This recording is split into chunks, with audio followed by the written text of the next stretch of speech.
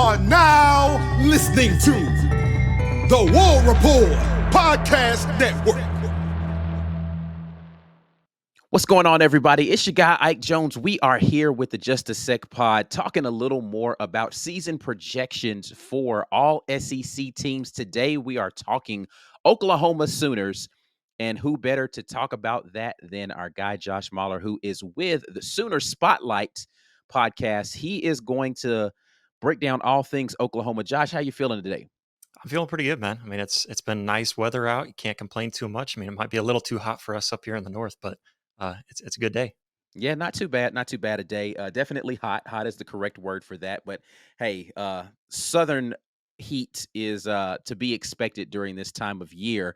Um, let's jump straight in and talk a little bit. First and foremost, appreciate you having the time to talk with us a little bit about Oklahoma. The passion runs deep over there. New to the SEC and ready to take it.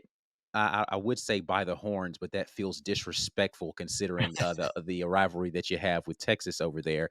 But just ready to take on the SEC. How are Oklahoma fans feeling about this? Is this gonna be just another thing, or is it there's some like I don't know what to expect? How are the Oklahoma fan base folks feeling about the transition over to the SEC?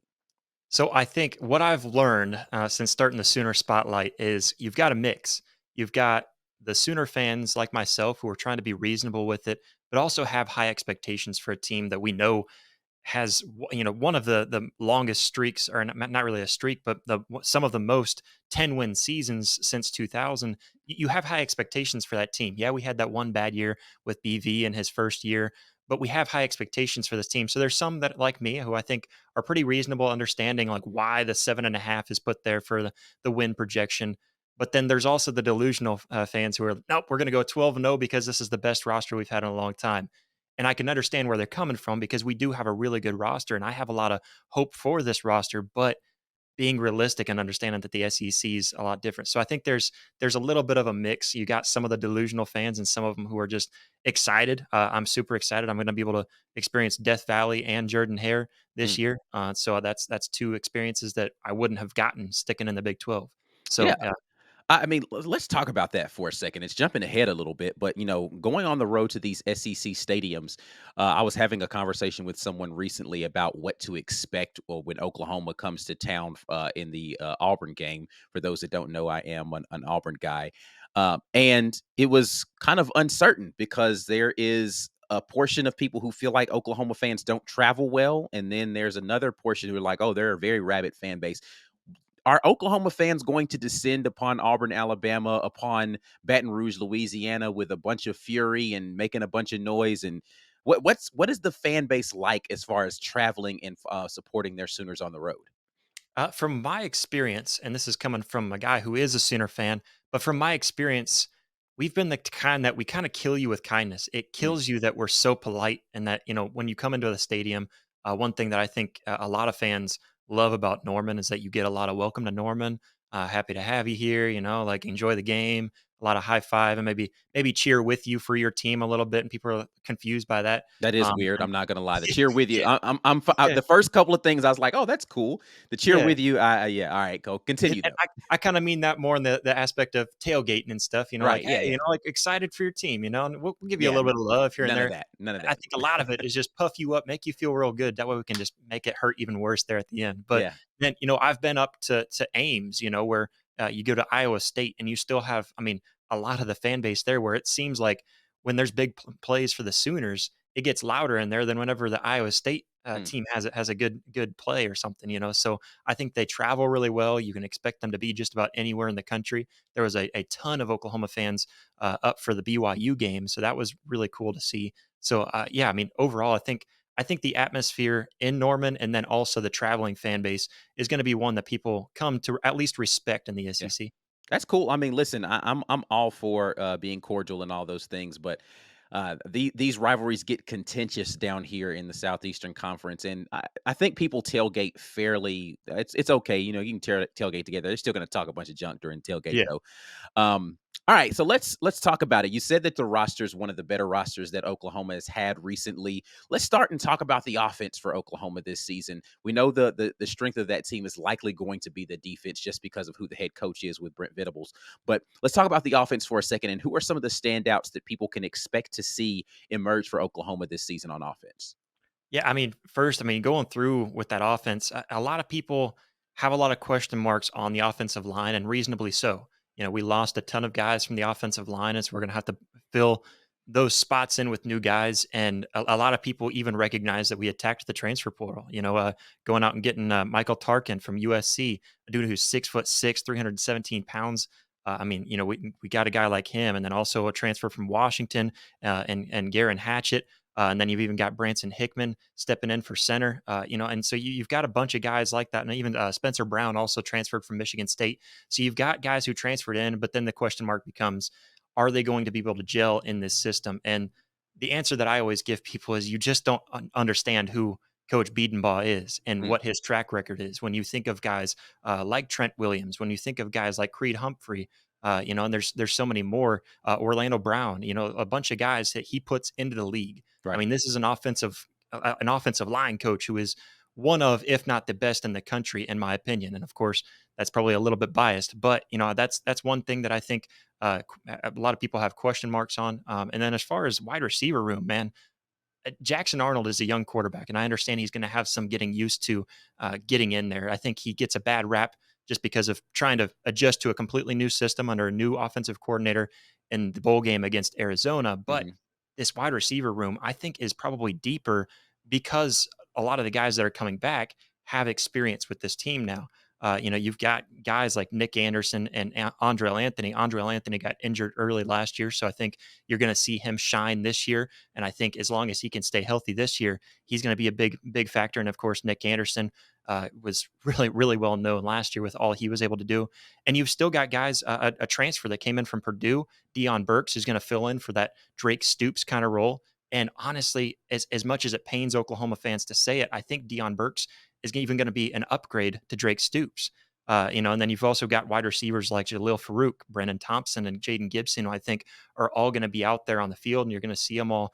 I mean, this is a really deep wide receiver room. And then, of course, also over at the running back position, you're going to have Gavin Sawchuk, who I assume is going to be the main back. But we've got a freshman who came in. His name is Taylor Tatum. I think that's a name that SEC fans are going to hear a lot from just because of how talented he is and all of the reports coming out of fall camp so far, just after week one. And then we still have Barnes, who comes in, and he's a great running back. He was great. He showed up here and there last year. A little bit of injury bug with him, but as long as he can stay healthy, have a third option at running back, that's never an issue. Oh, awesome. I mean, it sounds like you all have plenty of talent to go around on the offensive side of the football, some weapons out there. Oklahoma, as you said, has always or traditionally had a really good offensive line. So being able to retool there is going to be important for the team to be able to get some of these crucial wins, especially on the road and road environments in the SEC. Yeah. Let's flip it over to the other side and talk a little bit about defense. Of course, again, I said Brent Venables, the defensive guru. He has been one of the better defensive minds in all of college football, really, for the latter part of the last couple of years, really. I mean, going back to his days at Clemson, like he's just been a defensive guru. And hearing him talk at SEC media days and really listening to some of the other Oklahoma folks, they feel like the defense can be the strength of this team, Mhm. a defense that can go in and really kind of understand what Coach Venables wants them to do. Who are some of the standouts over on that side of the football for Oklahoma this coming season? Yeah, I mean, you're absolutely right, and I think Brent Venables made a really good coaching change over on the defensive side of the ball. Getting rid of Ted Roof, it just didn't feel like it really fit, and it almost felt like they kind of butt heads at times. Hmm. And so that was something that was a little frustrating for Oklahoma fans. But now we bring in Zach Alley, who I heard time and time again that's Brent Venables 2.0, and I Hmm. didn't really understand. I just thought maybe the mentality, which I love to hear that because I love Brent Venables' mentality. But then I saw him, and I thought, man, he just looks like a young BV. And then on top of that, I heard him talking, and I was just listening to it in a car ride. And I'm like, who the heck is talking? That's not Brent Venables. He sounds like him too. So that was really crazy. But as far as talent, of course, we got guys like Danny Stutzman and Billy Bowman, who are two big time defensive players that you heard a lot of, last year, who both stood out big time. And I think Danny Stutzman being that coach, being that kind of that veteran leader over there on the defense. He's now had 3 years to get used to this. He declared for the draft, Mm. and then he ended up coming back to Norman, which was huge for this defense. He is the key piece to this entire defense. And then, of course, you got Billy Bowman, who you really can't overlook his speed, his agility, his ability to track the ball. He led he had 6 interceptions and led the country in overall return yards with 238 overall return yards. He had 3 interceptions returned for a pick 6 last season. Mm. So I mean, this is a dude that really strengthens up that entire secondary. And we're really happy to have him back. And then, of course, a lot of other guys around him. I think Jaron Kanik is a young guy who can step in for Danny Stutzman or even pair up with him in the middle when we need it. And I've heard a lot of good things from coaches and even from Danny Stutzman himself on how proud they are of Jaron Kanik and how much he's been able to stand up. And then you go up to the front. I think that's where, of course, coming into the SEC, you've got to be most worried about in the trenches. What are you going to be able to do in the trenches to be able to match up with these big offensive linemen? And I think we made a lot of really good moves. We got Dominic Williams, a transfer from TCU, who came in to kind of help up in the middle of that defense. And then David Stone, who's a freshman. I think he's going to start this year. I mean, Mm. I'm hearing a lot of really good things about him. If he's not starting, he's at least going to have a lot of play time. And it was a big, big recruit for us to bring in. And then, of course, you got guys like Caleb Downs and Trace Ford. Trace Ford came from Oklahoma State last year to come and help the Sooner defense. And this entire front, they were able to stop and not allow a rushing touchdown until that Texas game. We had one let up on us in that Texas game. But even on top of that, I mean, you go back to that Red River game last year, and the big series that Oklahoma fans are going to live on, for a while now, is that 1st and goal from the 1 yard line, and you end up holding them out, forcing a 4th and goal, and hold them out one more time on the 1 yard line, all 4 plays. So I'm really high on this defense, and I agree with you. I think this is going to be the key piece to the Oklahoma Sooners from now on. I don't think it's going to be an offensive led team. Mm. Awesome, awesome. Talking in here a little Oklahoma football with Josh Mahler, the Sooner Spotlight. Josh, we're going to pivot here and start talking about this schedule. The odds makers over at Vegas have Oklahoma at a 7.5. You talked a little bit about this earlier as to, a team that is used to winning 10 games on a pretty regular basis of recent, and maybe feeling a little disrespected just because you've moved over to the SEC. Having a 7.5 number put up there. But, when you look at the schedule, first 5 games here, Temple, Houston, Tulane, and then you get into the SEC portion with Tennessee and Auburn. Of course, I mean, Houston, respectable team, but I feel as if, and I'll let you talk more specifically about this. That's a game that likely is going to be a win. I would assume Oklahoma walks in, to that home game versus Tennessee 3-0. What are your thoughts about those first 3 games for the Sooners before getting into conference play? Yeah, I mean, if we're not 3-0, because like you said, Houston and Tulane, I'll give them all their flowers. I think they're respectable teams. I don't think they would go under the category of cupcake. Right. But they're easy enough when you compare them to the talent on the roster and the talent in the coaching staff that Oklahoma has and the resources that Oklahoma has. I would be really concerned about us going forward into the season if we didn't start off 3-0, because if we're not starting off 3-0, I don't even know if we're going to make 8 wins. Right. So I definitely think we've got a 3-0 coming into this. And again, Houston, Tulane, respectable teams. I think they could give us fits here and there, but overall, I hope that we win and by double digits.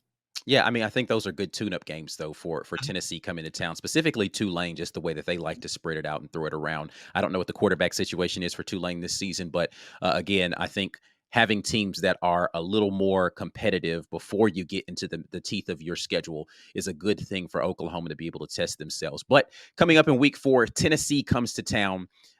First SEC action for the Sooners. How are you feeling about your ferocious defense against that high-powered offense that Josh Heupel, an Oklahoma guy, is going to be bringing into town? I don't know that there is a storyline that's going to be more talked about than week 4, Josh Heupel coming back to Oklahoma to face his former team as the head coach of the Tennessee Volunteers. How are you feeling about that game?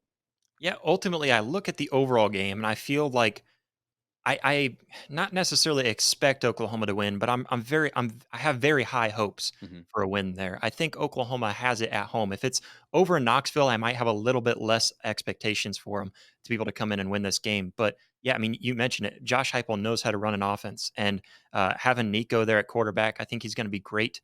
And then that run game.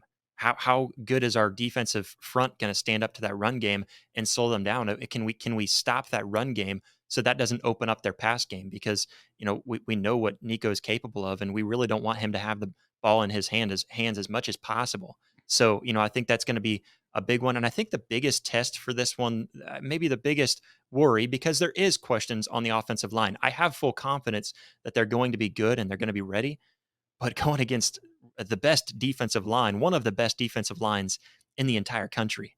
And that's something that's overlooked. So, and Pierce over there on the defensive side of the ball. I mean, I think that's going to be the biggest worry about that game. But then as far as storylines, I'm super pumped for that. I love Josh Heupel. I've cheered for Tennessee here and there, especially back whenever they beat Alabama a couple years ago. Mm. Just a lot of fun watching Everybody Josh cheers Heupel. for teams beating Bama. Don't worry about it. Yeah. Yeah, yeah. I mean, it's fun, and I think they're one of those teams. They're one of those teams that are really easy to like, just because of what they're all about. And as a Sooner fan, you get to cheer on the last quarterback to win a national championship for your team. So Mm. that's definitely something to be excited for. Yeah, awesome. I'm looking forward to that week 4 matchup, Tennessee versus Oklahoma. Um, you know, I, like you, am intrigued by the matchup, not just because of the Josh Heupel aspect to it, but like you said, that ferocious defensive line going up against the Sooners' offensive line. Those are going to be two traditional powerhouses going head to head, and then you've got the freshman, well, true freshmen, and then redshirt freshman quarterbacks getting their first SEC matchups versus one another. So it's going to be a very interesting thing to see how that pans out. Next up for the Oklahoma Sooners are the Auburn Tigers. First road test in the new SEC for Oklahoma, stepping into Jordan-Hare Stadium week 5. How are you feeling about taking the young, redshirt freshman on the road in his first test in one of the worst type of environments you want to walk into, a crazy Jordan-Hare Stadium? Yeah, I mean, I had an Oklahoma fan comment, and he was saying how Auburn's not that scary of an environment, and how Mm. it's not as loud, and it's not going to win games. It's not as loud as Texas Tech or even K State, Iowa State. They were naming off. I'm like, you obviously don't know what Jordan Hare's all about. You don't know how passionate Auburn fans are. Yeah, they haven't really been that powerhouse team in a few years, but uh, this is still a pretty good team, and I have all the faith in the world in Hugh Freeze and what he's able to do there in Auburn. And I respect the guy a bunch, and we've talked about that a lot over on my podcast as well. So I mean, it's just looking at that as the first road test. I would have much rather the first road test maybe be South Carolina or maybe even Missouri, even though Missouri is a better team, more respectable team now. But as far as environments go, I didn't want Jordan Hare to be the first one we have to experience. Yeah. So the reason why I think that game is going to be so close, and the reason why Oklahoma fans should maybe worry about how we're going to come out of that game is because of that atmosphere. If Jackson Arnold can't get his plays called out to his offense, if he has to sit there and huddle and not be able to hurry up to the line and pressure that defense, or just trying to make different audibles during the play when that stadium is roaring, that's going to be extremely difficult. And I think that's going to be a big test. If we can come out and win that game, which I have faith that Oklahoma can, I think it's going to be really close. I think that 2.5 could really go either way Mm. just because it's in Jordan Hare. So I think Oklahoma can come out with the win there. But if they do, you have to feel really confident about the rest of the season, because if you can get past your first SEC road test at Jordan Hare, you have to feel pretty good about yourself. Yeah, I would agree that if Oklahoma is able to get the win in that game on the road, first test for the young, true, I keep trying to call him a true freshman, redshirt freshman quarterback there in Jackson Arnold, that does bode well for the remainder of the season, because you look at road tests against Ole Miss, which frankly I don't think is a very imposing road environment, though Ole Miss is going to be a very good football team Yeah. this year. And Missouri, again, not necessarily the most hostile, very passionate fan bases. Don't get me wrong, I think the fan Mhm. bases are passionate, just as far as environments, not the scariest environment to walk into there at Missouri either. So you've got an opportunity to really get off to a good start. Bye week there after the Auburn game, and then you get back to the Red River rivalry. Red River rivalry. Say that 3 times fast. But at a different time. Not accustomed to having this as an afternoon game there. But what are you feeling about the chances there versus Texas as a team?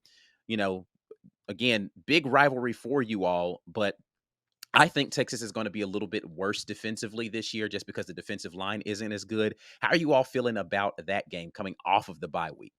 Yeah, I mean, I totally agree with you. When I first originally was looking at this matchup, I thought, well, I mean, Texas filled in some slots. But honestly, I feel like Texas is just as good this year, Hmm, where Oklahoma, in a lot of ways, I feel like Oklahoma upgraded hmm, in so many different position groups. And then you look at the coaching staff and how much more energetic they are and how much more ready they are for this season. I honestly look at this and I think Oklahoma got a lot better on paper. hmm. So as it stands right now, we're talking preseason. Right. I think Oklahoma goes in there and wins, and I think they win better than they did last year, where it came down to that last drive and then a swat down in the end zone to be able to win the game. I think Oklahoma comes out and wins that more comfortably. Maybe not by more points. Maybe it's the same spread, but I think at least feeling more confident about that win, just because I don't think Texas really got better where Oklahoma did. Hmm. Listen, I think that's fair to feel that way going into the season. Of course, again, preseason projections on paper, all those things, but that's a fair statement right there. So if you're looking at about the halfway point of the season there at game number 6 for the Oklahoma Sooners, you feel pretty confident that Oklahoma at worst survives 4-2, 5-1, maybe Yeah, I even mean, undefeated, right? going through those first six, I'm kind of expecting Oklahoma at worst 5-1. Hmm. Um, I can definitely see the scenario, being reasonable and realistic with the expectations. I can see a scenario where we have come out 4-2, but I have full confidence in them to at least start off 5-1, possibly undefeated. Hmm. Not mad at it. Not mad at it. Next up for your Oklahoma Sooners is a trip, or excuse me, you're welcoming in the South Carolina Gamecocks into town. No disrespect to the South Carolina fans. I think we can go ahead and just say Oklahoma should win this game. I don't know that South Carolina's done enough in this offseason to be super competitive in the SEC. So I'm going to glaze past that one because the next matchup is on the road against the aforementioned Ole Miss Rebels. You take the trip to Oxford. How do you feel about those two offenses clashing? Or, excuse me, I should say high powered offense versus what should be the strength in an Oklahoma defense on the road there in Oxford? Yeah, and I think after I see that Tennessee game, after I see how Oklahoma stands up in the trenches against your Auburn Tigers run game, and I mean, if we can come out with both of those games as a win, and we're feeling confident about how our front is, and just overall on the defensive side of the ball, I think Oklahoma can win this game. But when I went through my projections over on the Sooner Spotlight, I'm chalking this one up as a loss right now because it is a road environment against a team that's projected to be very good. I mean, this is a team that most experts are projecting to possibly go to the SEC championship game and possibly make it pretty far in the college football playoffs. So I mean, just because of how much everyone is intimidating me, I'm going to say I'll chalk this one up, and if I've got to put two losses on the record, there's one of them for you. And so I'll say if I've got to concede one, Ole Miss is one of them because they do have a very high powered offense. How good is our defense going to be able to stand up? And if our defense can't stop them, are they able to slow them down enough for our offense to get rolling? And I think we're going to be very competitive. I don't think they're going to win by double digits. It'll be a close game, in my opinion. But I do kind of worry that this might be the one that I have to concede as a loss. Understood. I mean, listen, that Lane Kiffin knows what he's doing offensively. Yeah. There aren't very many teams that have been able to stop that team. Maybe slow down, right? But Yeah. yeah, stopping that offense has been a challenge for everyone that has faced them. The issue for that Ole Miss team, and that we're not here doing an Ole Miss breakdown, is going to be their defense and whether or not they've gotten better, which from a talent perspective they have, which makes them that much more dangerous. Next game on the schedule, Week 10 versus Maine. Again, no disrespect to Maine, but I'm going to just keep moving past this game. There's no logical reason why Oklahoma should lose that game. So we will move forward to the game against Missouri at Missouri, heading over there to Columbus. And the environment there in Como, again, I think very passionate fan base, not the most intimidating environment in the world, but again, another high powered offense and a team that's projected to do really well this year. How are you feeling about that trip there to Como? Yeah, I mean, going to Columbus, sorry, to Columbia, I think I've been there in the past, and they've done a lot of upgrades since I've been there. This is back whenever they were in the Big 12. It Right. was like a high school stadium. Yeah. So, This, I mean, this is going back to a traditional Big 12 matchup for sure. yeah, yeah, for sure. And so, I mean, I totally agree with you. I mean, it's going to be a passionate fan base, and I think they're going to be much more rowdy than they were, maybe 2 seasons ago. I think last season really got that entire fan base ready to go and really pumped for the season. And I do think they're going to be a good and very respectable team. But when I compare the two teams, I'm digging for a reason why this Mizzou team should be better than Oklahoma. Hmm, And so, I mean, honestly, when you come to talent, when you come to coaching staff, when you come to resources, I look at Oklahoma and they're better in all three categories, hmm. and all three sides of the ball too. So I feel like Oklahoma should win this one. I'm expecting them to win this one. But then again, I also recognize that Missouri, I respect Drinkwitz and what he's doing over there with Mizzou. So I'm not going to say that they're not going to put up a fight. I think they will, but I expect Oklahoma to win this one. Yeah. Listen, I have been noted as maybe a little bit down on Missouri this year in comparison to other people, so I'm not upset at that pick.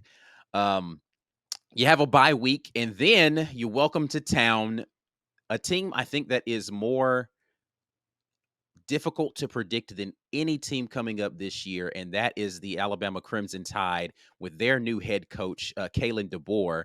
Um, I just don't know what to even make of this matchup. But how are you feeling about Alabama coming to town?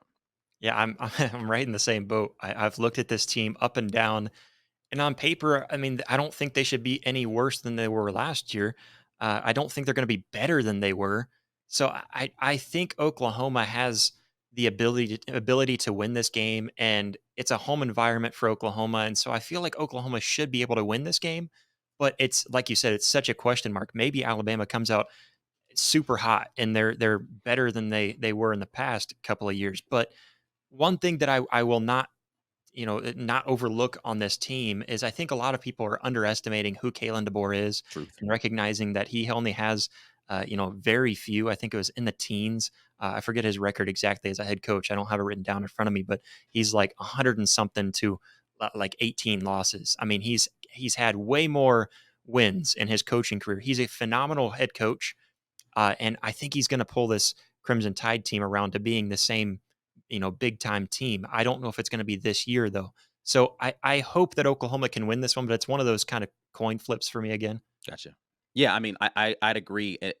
If this game were earlier in the season, I probably would go much more in the favor of Oklahoma for this Yeah. one. But you just don't know as the season progresses, kind of how those things are going to happen. Have they gotten that offense really rolling in the way that DeBoer has been used to being able to do, minus his offensive coordinator that's traveled? Like you just don't know what that's going to be. So that one to me, if you're asking me to predict that game today, I would have to just kind of say, I don't know, man. I don't know what to do with that one. Next up, definitely, in my opinion, looking at this schedule, one of the most difficult games, again, to predict and a very difficult environment for Oklahoma to walk into.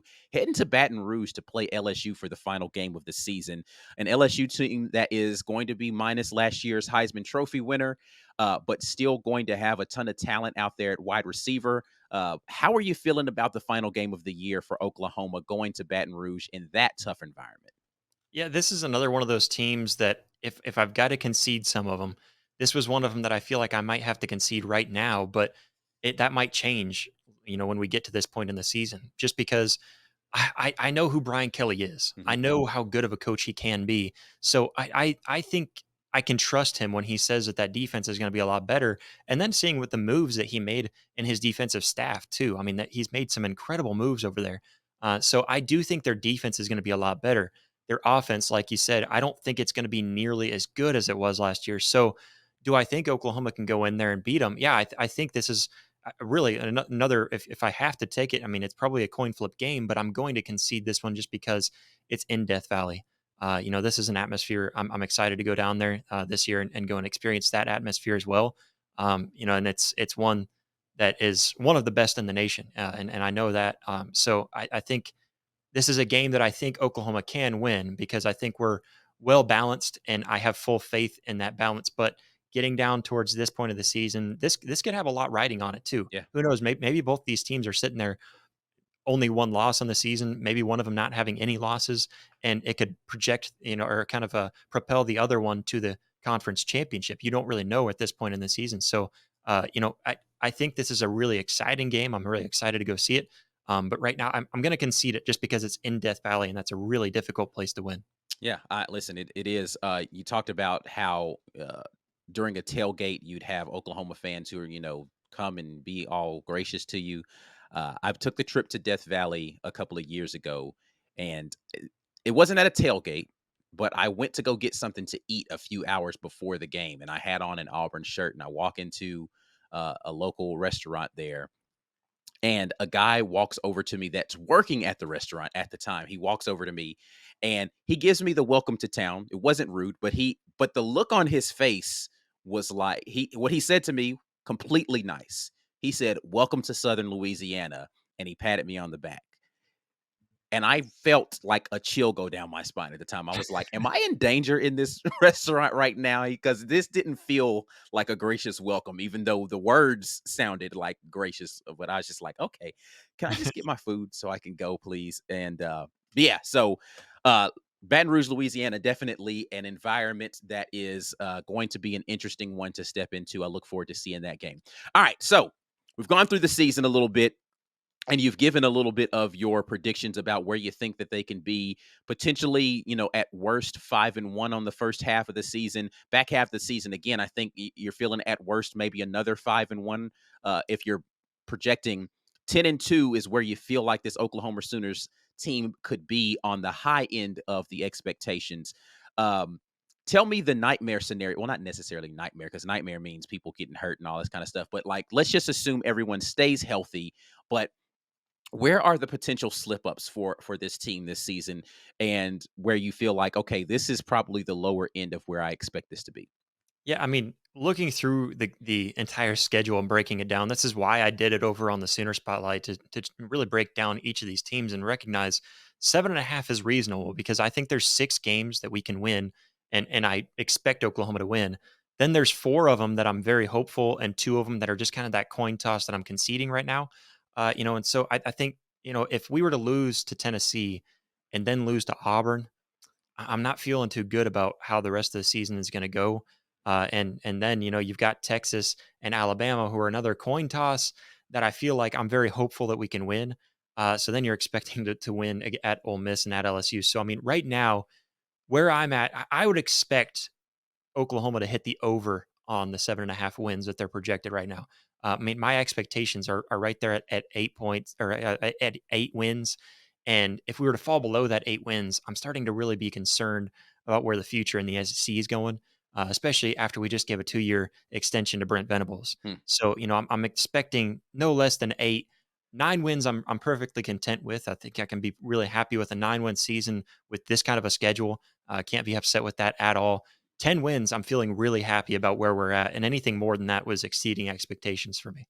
Yeah, I mean, I think that's a really good place as a fan base to be, where you feel like 8 wins would be kind of the lower end of what you would Yeah. expect on the season. So definitely looking forward to seeing what year number one in the SEC looks like for the Oklahoma Sooners.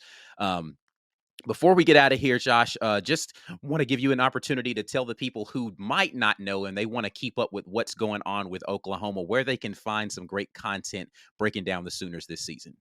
Yeah, absolutely. You can search for us on YouTube right now. It's Sooner Spotlight. And you can check out all the stuff over there. It's just all Oklahoma athletics. So we're going to talk all sports Oklahoma. And then you can follow me on Twitter. I guess now it's known as X. You can follow me at Real Josh Mahler. My last name is Mahler. You can go check me out on there. I'll have all the updates and try to keep updated with not just Oklahoma, but then even the SEC and, of course, over here with you guys at the War Report as well. Yeah, absolutely, man. We definitely appreciate you taking a little time to come in and give the scoop about the Oklahoma Sooners. Well, we're going to get out of here. We got so much more football to talk about, and we will definitely revisit this conversation as we get closer to the week of the matchup between Auburn and Oklahoma, and maybe do some stuff in between then just to get Josh in here to talk about how it's going so far in the season. But we're out of here.